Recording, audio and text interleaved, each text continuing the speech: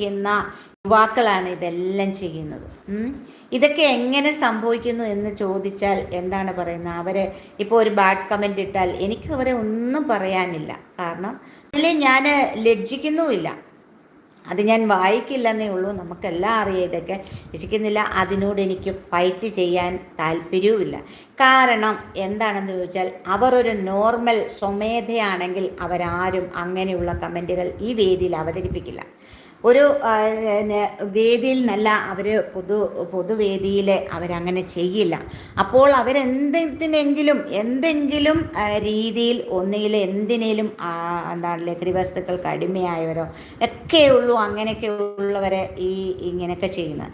അല്ലാതെ നോർമൽ കണ്ടീഷനിൽ വരുന്ന ഓരോറ്റ മനുഷ്യരും അവരെ അമ്മയോ സഹോദരന്മാരെയോ അല്ലെങ്കിൽ അച്ഛനെയോ അല്ലെങ്കിൽ ആരെയും